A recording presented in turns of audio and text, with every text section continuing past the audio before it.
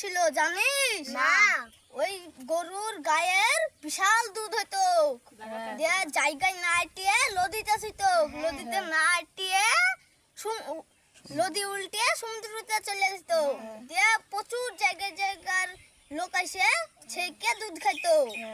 বাবা এই যে আমার দাদার কি ছিল জানিস? কি আমার দাদা একটা মুরগি ছিল, মুরগি তো মেলা ডিম পারতো।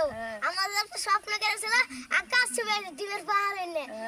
একদিন মেলা ডিম হয়ে পাহাড় বানাইছে একটা আকাশ ছুঁয়ার লাগে। তো সিঁড়িতে যেমনি কি উঠতে গেছে অমনি একটা এন্দুর এসে একটা ডিম খাইলেছে, দিয়ে আমার দাদা ঢস ঢস করে নেমে চলে গেলো ডিম বসতে।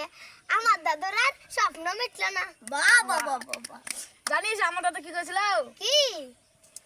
আমার দাদার বাগানে একটা কাঁঠাল গাছ ছিল, যে আমার দাদা সেদিনকে কালাই বুনবে, যে আমার দাদা গেছে এক ব্যাগ কালাই নিয়ে, এমনিতে কালাই বোনা হবে না, আমার দাদা কালাই ব্যাগটাকে কাঁঠাল গাছের তলায় থিয়ে চাষ করতে গেছে।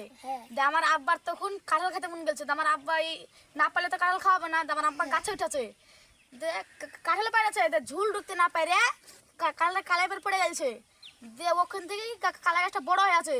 দিয়ে তোর দাদাকে 10 কেজি, তোর দাদাকে 10 কেজি লিয়াছে তোর দাদারা। দে এখন তোর কাছে 1000 টাকা, তোর কাছে 1000 টাকা পাই দে। আনা হ্যাঁ।